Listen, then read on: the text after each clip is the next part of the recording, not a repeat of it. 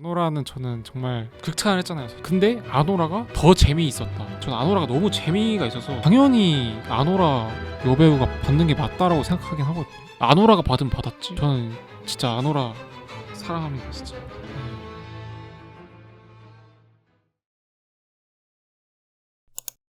안녕하세요. 안녕하세요. 네. 상당히 킹받는 표정으로 있으신데 네. 네, 오늘 두 번째, 저번에 서브스턴스에 이어서 오늘 두 번째로 이제 한번 해볼 건데 그동안 또 며칠 또 지났었으니까 예. 또 무슨 일이 있었는지 한번 읊어보는 것도 괜찮을 것 같아요. 최근에 뭐 본 영화가 어떤 게 있으신지 여쭤봐도 될까요? 최근에 본 거는 이제 미키 27이죠. 미키 27. 27을 최근에 봤습니다. 그거 말고는 안 보셨나요? 그거 말고는 바빴죠? 영화관에서 봤던 거는 네. 딱히 기억이 서브스턴스를 봤네요. 서브스턴스. 그거는 저번에 했던 거 우리. 그러네요. 네. 서브스턴스 네. 이후로는 이제 미키를 네. 봤습니다. 네, 제가 또 단편 영화를 만들었기 때문에 저 한창 바쁠 때죠. 네. 뭐 이해합니다. 어쩔 수가 없었습니다. 영화는 때 사실 제일 바쁘죠. 그죠. 뭐 그죠. 편집만 틀어박혀서 해야 되니까. 남의 영화 볼 시간이 어디 있습니까? 사실 제 영화가 중요한 네, 그렇죠. 맞습니다. 저는 뭐 영화를 지금 만드는 중은 아니기 때문에 좀 여러 편 좀 봤습니다. 예. 일단 첫 번째로 저는 브루탈리스트. 네. 유명하다고 들었습니다. 브루탈리스트를 보고 왔는데, 이 영화 간단하게 얘기하면 이제 세계대전 직후에 이제 홀로코스트에서 살아남은 사람들 중 한 명인데, 주인공이 이제 그 당시에 유행한 브루탈리즘 건축 양식이라고 있는데 이제 그거를 추구하는 어떤 건축가의 삶을 이제 그려낸 이야기입니다. 브루탈리즘이 뭔가요? 이제 뭐냐면 그게 우리가 성당을 생각하면 되게 정교한 디자인, 조형적으로 되게 아름다운 미적 감각을 추구하는 그런 건축물이 있잖아요. 그래서 막 제가 막 그냥 알기로는 뭐 고딕 양식 이런 거는 많이 들어봤는데 그러니까 그런 것들이 있는데 브루탈리즘은 그런 게 아니죠. 여기는 어떤 시멘트가 벽면에 그대로 드러나고 약간 좀 어떻게 야만적이라고 볼 수 있는 디자인인데 있는 그대로를 드러내는 편이에요. 그러니까 겉을 꾸미지 않는. 노출 콘크리트 같은 느낌인가요? 노출 콘크리트 뭐 약간 그렇죠. 그런 느낌이에요. 딱 그거예요. 뭐 그 유명한 일본의 이제 건축가 있지 않습니까? 안도 타다온가? 저 건축가까지는 몰라서. 네. 제 지식이 거기까지는 닿지를 않네요. 그게 약간 생각나네요. 그 드러낸다고 하니까. 약간 그런 느낌이었어요. 브루탈리즘이 그런 건데 이제 그거를 추구하는 건축가의 삶을 그린 영화입니다. 브루탈리스트가.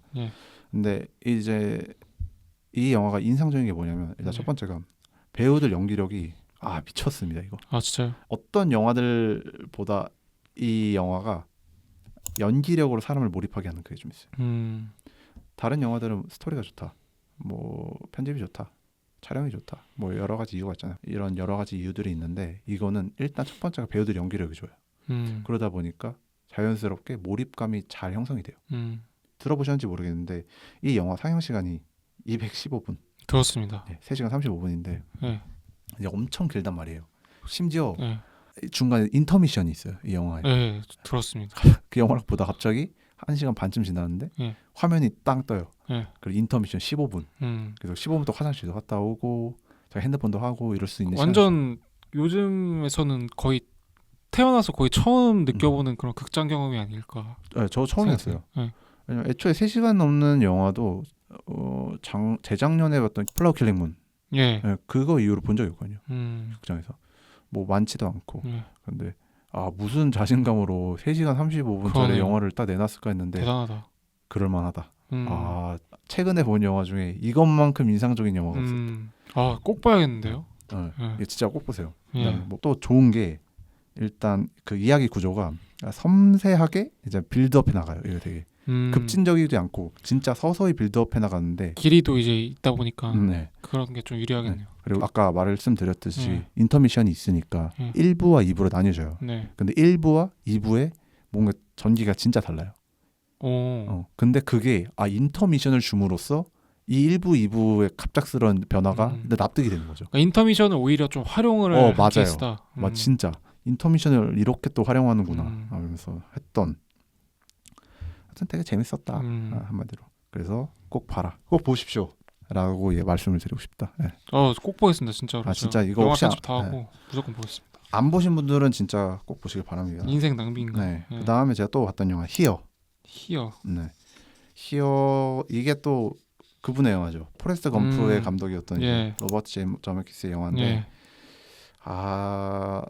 일단 결론만 말씀드리면 뭐 나쁘지 않았다. 쏘쏘. 그 소소했다. 예. 포레스트 검프급은 아니었다.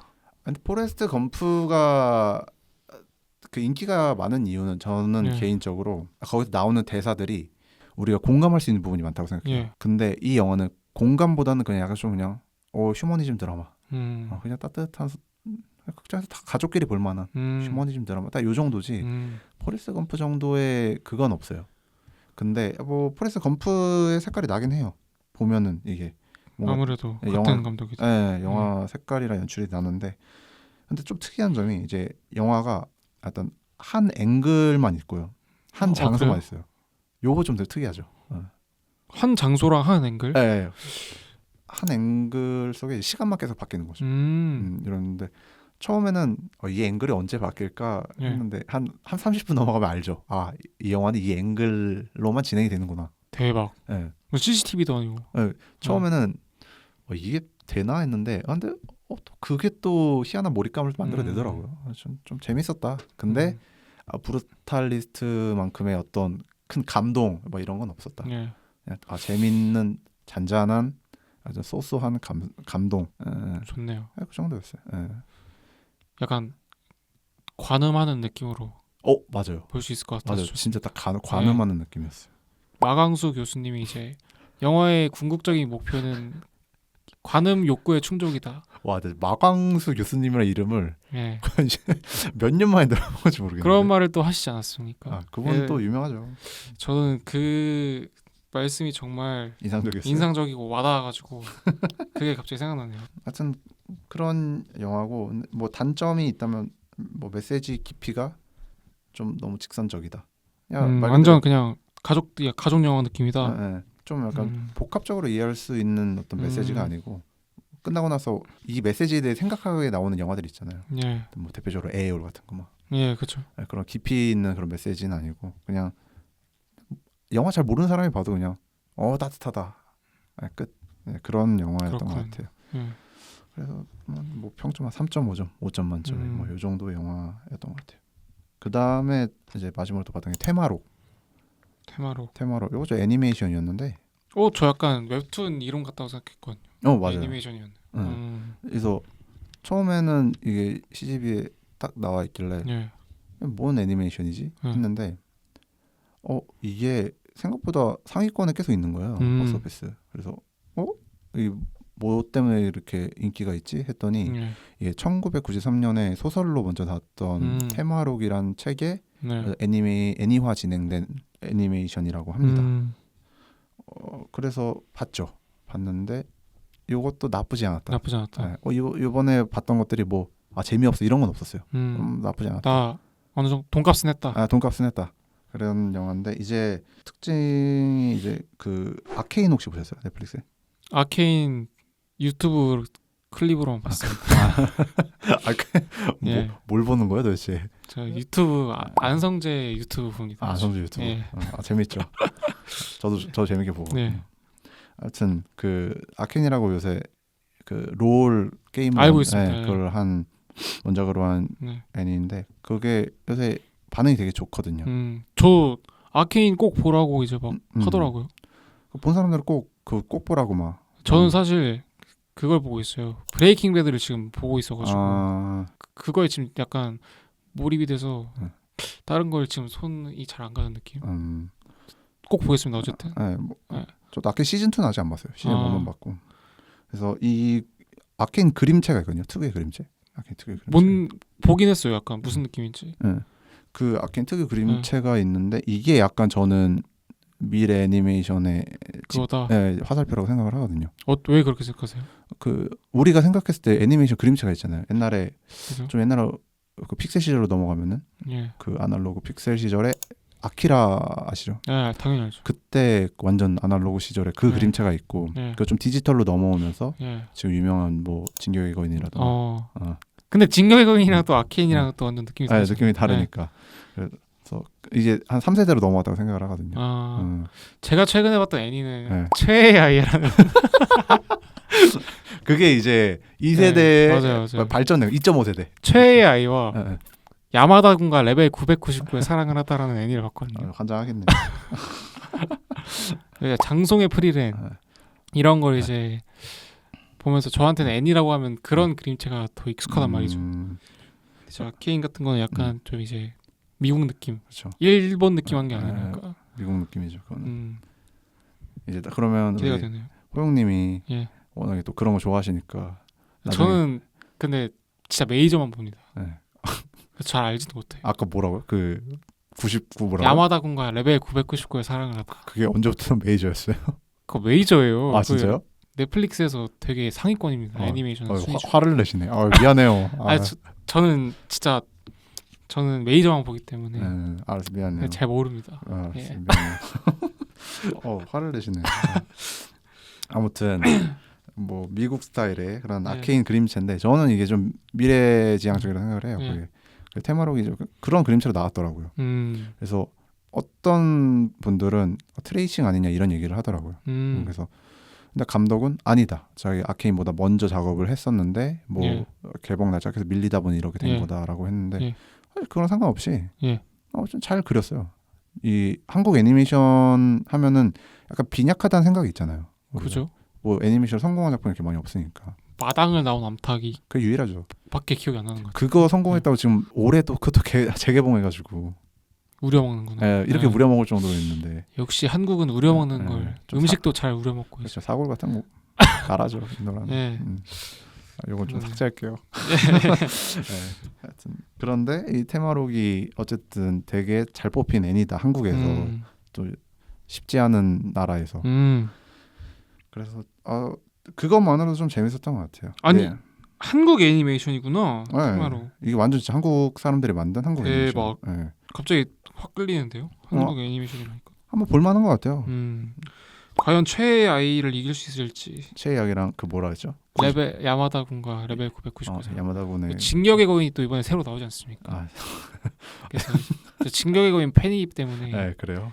한번 비교를 하면서 보겠습니다. 오케이 알겠어요. 아무튼 우리 최애아이 좋아하는 호영님도 반할 것 같은 테마로. 네. 단점이 하나 있어요. 이게. 뭔가요? 이게 원래는 넷플릭스에서 애니로 제작될 예정이었대요.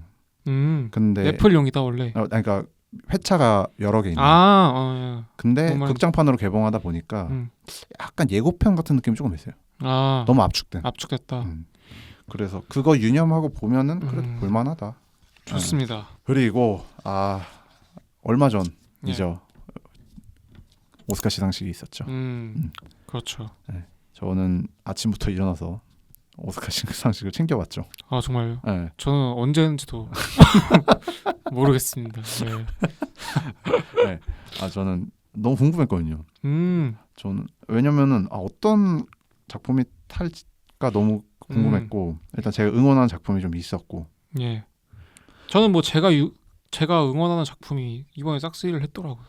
네. 저도 뭐 싫어하는 작품 아니고 저도 같이 좋아했던 작품인데 저는 더 좋아하는 작품이 있었는데 브루탈리스트 브루탈리스트. 그게 저는 솔직히 작년에 오펜하이머가 있었다면 재작년에 에올이 있었다면 올해는 에올이랑 괴가 비슷한가요 이게? 그러니까 그 확 휩쓸었던 영화가 있잖아요. 영화가 있었다면 에올 뭐 오펜하이머 올해는 브루탈리스트의 해다. 이렇게 저는 단언을 했거든요. 근데 아니었다. 아노라의 해였다. 당연한 결과라고 생각합니다. 또 아노라 되게 좋아하시죠. 아노라는 저는 정말 같이 보지 않았습니까? 같이 봤죠. 예무시네마에서 11월 달에 저는 나오자마자 극찬을 했잖아요, 사실. 그렇죠. 나오자마자 극찬을 했고 바로 왓챠 5점 때려버리고 이제. 저는 4.5점 줬거든요. 4.5점. 그거 진짜 정말 할 말이 많은 영화이죠. 뭐 간단하게 아노라 얘기만 좀 하면 그 제가 4.5점을 줬던 이유는 그 전작들 있잖아요. 플로리다 프로젝트. 전 그걸 너무 인상 깊었거든요. 이 션 베이커의 최고의 작품을 뽑으라면 아마 이후에 몇 작품이 나와도 플로리다 프로젝트를 이기기는 좀 힘들 것 같다 라고 생각할 정도로 아 진짜요? 네.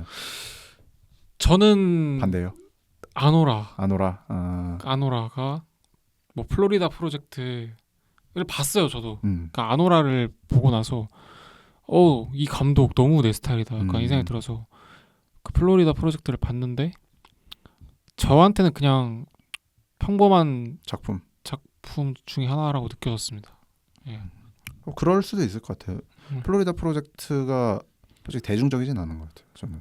그러니까 뭐 대중적이라기보다는 그러니까 물론 무슨 의도를 가졌는지는 알 것 같긴 해요. 왜냐하면 거기에 뭐 사실 악동인 애들 막 나오고 이제 거기 사는 사람들도 다 약간 빈민층에 약간 좀 어떻게 보면은 좀 갈 때까지 간 사람들도 많고 그런 사람들이 얽히고 설키고 사실은 그렇게 나쁜 사람은 없는데 막 상황 또 나빠지고 약간 사회가 그들을 막 뭔가 막 깨진 유리창 이런 거 생각나면서 이제 막 뭔 느낌인지는 알겠는데 저는 근본적으로 영화라는 거는 재미가 있어야 된다고 생각합니다. 물론 플로리다 프로젝트 재밌었는데 근데 아노라가 더 재미있었다. 그러니까 재미 면에서 봤을 때 그래서 이제 전 아노라가 너무 재미가 있어서 그냥 다 떠나서 너무 재미가 있어서 정말 좋았습니다.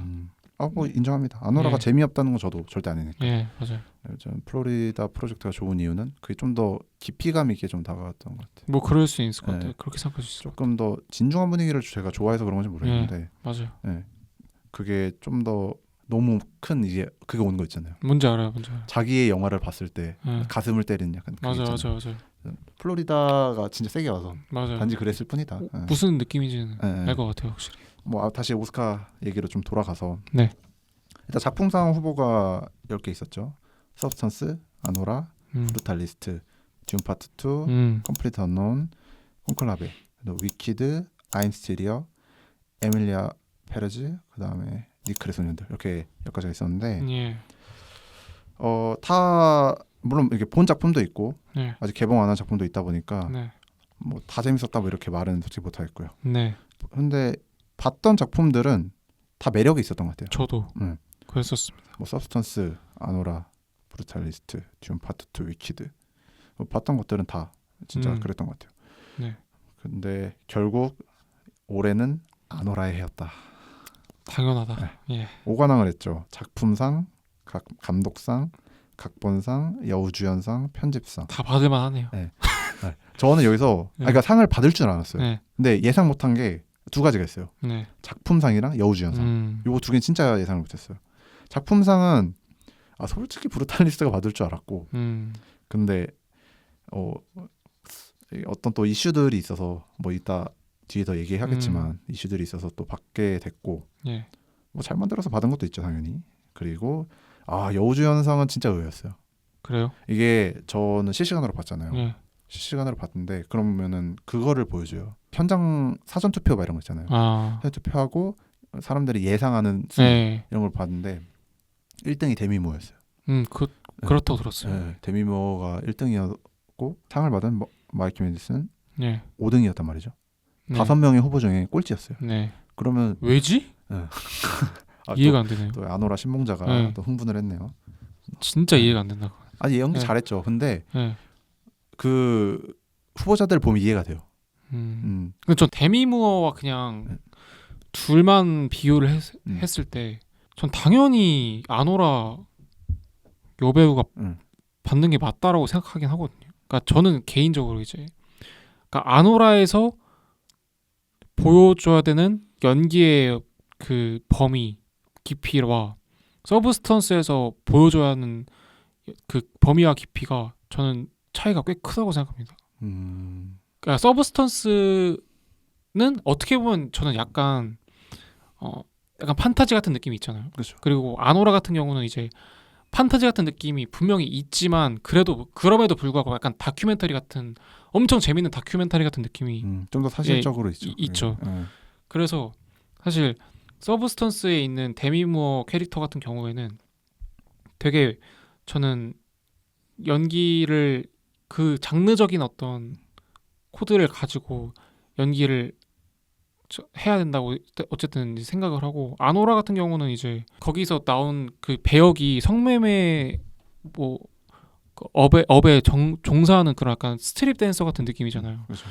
그런데 거기에서 이제 그런 삶을 사는 사람처럼 완전 빙의가 돼가지고 저는 연기를 했고 하나의 어떤 직업, 하나의 정체성을 가지고 그렇게 했고 그리고 이제 다양한 전 감정들이 난다고 생각해요. 그러니까 뭐 정말 그 부잣집 어떤 도련님을 만나가지고 어떻게 보면은 완전 감정이 엄청 왔다 갔다 하잖아요. 엄청 기뻤다가 막 흥분했다가 막 갑자기 배신당해가지고 막 절망했다가 그리고 막 중간에는 막 계속 얘를 믿잖아요. 얘가 자기를 구해줄 것이다, 구원해줄 것이다. 그렇죠. 네. 그러면서 이제 희망을 놓지 않는 어떤 바닥까지 간 그런 인물을 너무 잘 끌어왔고, 그러니까 완전 멱살을 잡고 캐리했다고 생각하고 저는.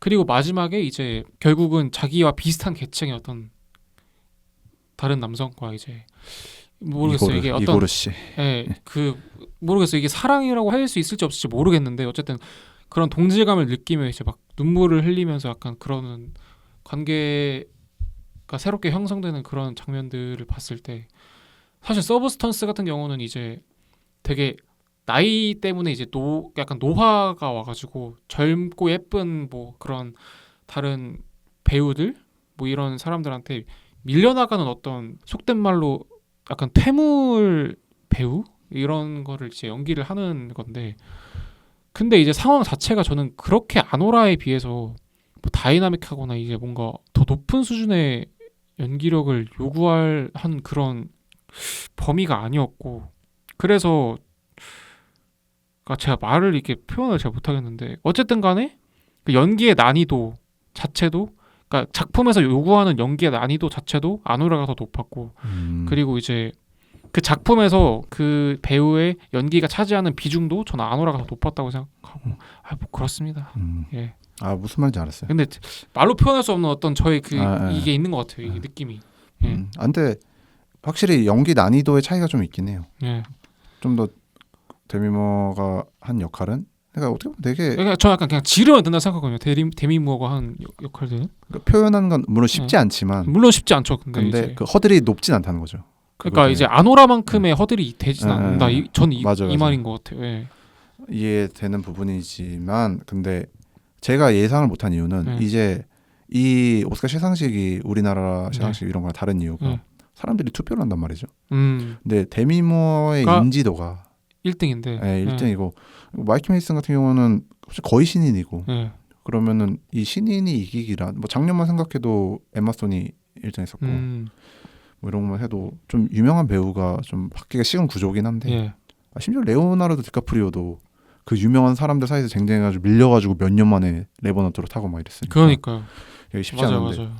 근데 신인이 갑자기 이렇게 딱 받는 게 혜성처럼 와가지고. 그러니까 너무 놀랐던 거죠. 음. 그러니까 이해가 안 되잖아요. 연기 또 맞아요. 너무 잘했으니까. 맞아요. 저는 뭐 이해가 안 되는 건 넘어서 이게 맞다라고 사실 생각을 하긴 하고. 그래서 이 기사들에도 이 약간 이 마이키 메디슨이 탄 거에 대한 주목을 엄청 많이 하더라고요. 신인의 반란 이런 걸 좀 내세우면서. 하여튼 되게 가장 놀란 부분이었던 것 같아요. 올해 시상식 중에. 그리고 이제 션 베이커 감독이 활짝 웃더라고요. 시상식 때문에. 션 베이커. 네. 진짜 웃을 자격이 있다고. 네. 이제 플로리다 때 워낙에 또 그 작품 만들어 놓고 찬밥을 그래요? 찬밥 취급을 했거든요. 근데 좀 혹시 재밌게 본 사람 입장에서는 너무 아쉬웠죠. 이번에 또 이렇게 뭐 오가나? 야 대단하죠. 이거 진짜. 자격이 있습니다. 네. 션 베이커는 정말. 션 베이커가 정말 이 현 시대에 어떻게 보면은 아노라로 이 사실 되게 OTT나 모바일 플랫폼 기반의 콘텐츠가 범람하면서 뭐 사실 이게 나쁘다고 할 수는 없지만 되게 극장이 위협을 받고 있는 시대잖아요 요즘이. 그런데 이제 아노라라는 영화로서 다시금 영화가 극장이고 극장이 영화다라는 어떤 되게 먼지 쌓인 자명한 사실을 그 위에는 먼지를 약간 차량 머셔액 해가지고 닦는 거 마냥 이제 닦아가지고 그래 영화는 극장에서 봐야지 이런 외침을 제가 이제 영화관에서 진짜 생생하게 목격을 할 수가 있었고 그런 방면에서 진짜 저는 션 베이커한테 정말 고맙다고 느끼고 앞으로 영화 제작자들도 한때도 션 베이커가 어떤 방향을 다시금 좀 되새겨줬다. 저 이렇게 생각합니다. 네. 좋은 얘기네요. 네.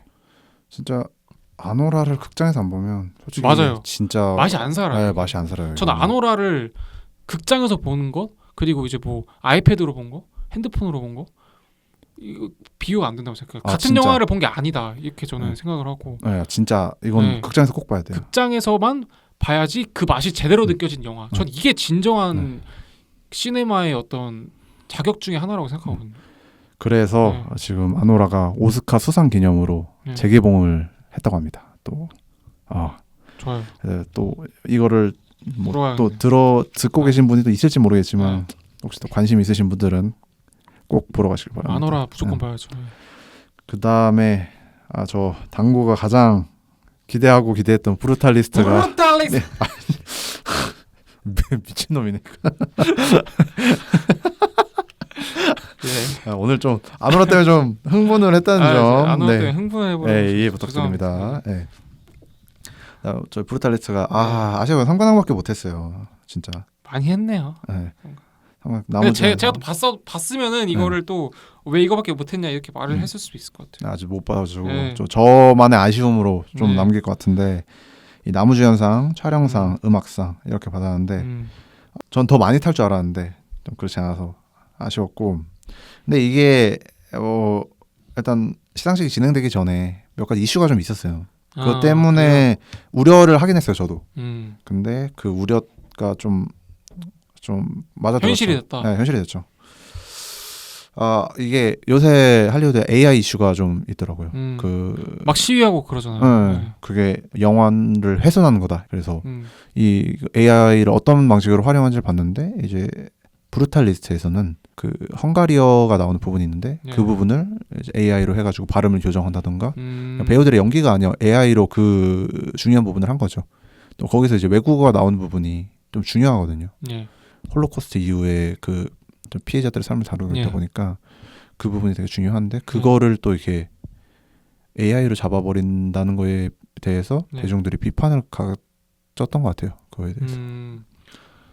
그리고 일부 또 장면을 건축 이제 도면이 나오는 그런 장면들인데 이것도 AI로 했다고 하더라고요. 근데 그게 어떤 미술적인 부분을 훼손한 거다. 뭐 이렇게 얘기를 하더라고요. 약간 보수적인 분들이 약간 볼 때는 그죠. 약간 정통주의적인 옛날에 이제 필름이 디지털로 넘어갈 때 그때 필름을 고수했던 그런 영화 감독들의 어떤 얘기가 갑자기 떠오르네요. 그런 느낌인가 보네. 약간 그런 면에서 그런 건지 모르겠는데 사실 아쉬웠어요. 그거 AI 이슈가 뭐라고 솔직히. 저도 그렇게 생각합니다. 저는 뭐 AI 쓰든 뭘 하든 간에 재밌는 영화 만들면 잘만 만들면 되지 않나. 그게 좀 중요하다고 생각하고. 시대의 사실 흐름 아니겠습니까? 시대가 바뀌면 좀 활용할 줄도 아는 게 그죠. 또 사람이 그런 걸 해야 되는데. 근데 아무래도 이게 또 뭐 생존권도 있고 직업적인 생존권 걸려 있고 이러니까 약간 예민하게 받아들이는 거는 이해는 합니다. 근데 그건 있어요. 이게 AI가 그렇게 대체를 해버리면 결국 우리들이 할 일은 사라지는 거죠. 또 저는 자신 있게 생각을 하는 게 AI가 영화를 그러니까 정말 예를 들면 이세돌 같은 경우는 바둑의 거의 인간계 탑 티어잖아요. 근데 어쨌든 알파고가 이제 이기긴 했잖아요, 바둑으로. 근데 만약에 영화계의 탑 티어인 사람이 있어요. 근데 이 사람은 저는 AI가 평생 가도 거의 저는 이기지 못할 것 같다고 생각하거든요, 사실. 만약에 자기가 창작자인데 영화 감독인데 AI가 두렵다? 두려울 수는 있죠. 근데 이제 그 두려움 때문에 AI가 영화에 들어오는 것 자체를 반대하면서 약간 경기를 일으킨다? 이거는 너무 자신감이 없다. 뭐라 해야 되지 이거를? 약간 그러니까 그러면 안 된다고 생각을 하고. 사실 뭐 그럴 필요가 없다는 거죠. 표현이 지금 생각이 안 나는데. 다음에 좀 더 정리해서 한번 말해주세요. 좋아요. 그러니까 어쨌든 간에 뭐 해야죠. 어쩌겠습니까? AI가 지금 기술인데 시대의 기술인데. 그러니까요. 그래서 아쉬웠어요. 저는 개인적으로 아쉬웠고. 근데 여기 브루탈리스트 받은 것 중에 음악상은 저는 서브스턴스가 받을 줄 알았어요. 음악상. 그 영화들을 전부 다 봤을 때 가장 기억에 남는 주제가가 뭔가. 펌피럽. 네. 저는 자주 들었습니다. 펌피럽. 저도 그 운동할 때 가끔 듣거든요. 근데 요게 받을 줄 알았는데 올해 이것도 안 받았더라고요.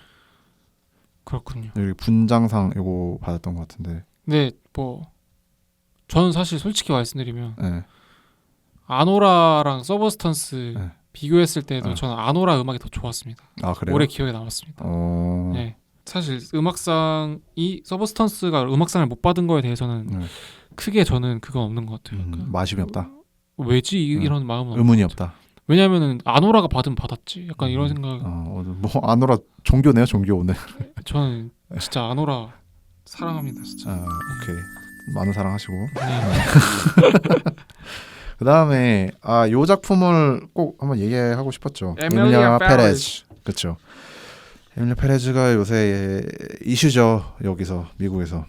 왜냐면 딱 소재부터가 이슈가 아닐 수가 없는. 네, 그죠. 왜냐면 일단 첫 번째 트랜스젠더가 출연하고 또 다루는 이야기도 트랜스젠더 얘기고. 네. 그 다음에 출연하는 조셀 데나가 또 이민자.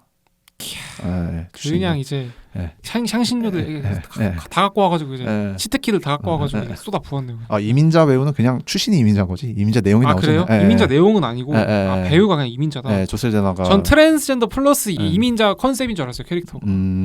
그러다 보니까 이제 심지어 시상식에서 그걸 또 언급했어요. 이민자 관련 이슈에 대해서 또 언급하기도 했고 조셀 데나가 상을 받으면서. 그래서 트럼프 정부 출범 이후로 또 이 영화 가장 좀 이슈지 않나. 그러네요. 완전 반기를 드는 영화네. 네. 그래서 오스카에서 꽤 핫했어요, 이 영화가. 그런데 또 핫한 이유가 뭐냐면 이 출연했던 배우 카를라 소피아 가스콘이랑 또 이름도 쓸데없이 길어요. 네. 이 배우가 트랜스젠더 배우거든요. 근데 좀 몹쓸 짓을 했더라고요. SNS에서. 정말요? 흑인이랑 동양인을 좀 대상으로 혐오 발언을 좀 했었는데. 나빠. 네. 나빠잉. 오늘 굉장히 흥분했네요. 하여튼 그런 이유로 비판의 도마에 좀 올랐었어요, 이 배우가. 그러게요. 안타깝네요. 제가 뭐 근데 저도 이걸 보진 않았기 때문에 그냥 뭐 안타깝다. 근데 개봉을 아직 안 했어요. 그래요? 네. 나중에 개봉하면 한번 보러 갑시다. 좋습니다. 네. 하여튼 또 근데 이 영화에서 또 아까 말한 AI 이슈가 또 있었어요. 또 있었다. 비슷해요. 여기는 스페인어를 또 AI로 언어를 했었고. 하여튼 음악이 별로다 뭐 이런 얘기도 있었고. 뮤지컬 영화인데. 근데 저도 사실 제 전 작품에서 AI를 썼거든요. 어떤 걸로 썼어? 그 이제 거기에 막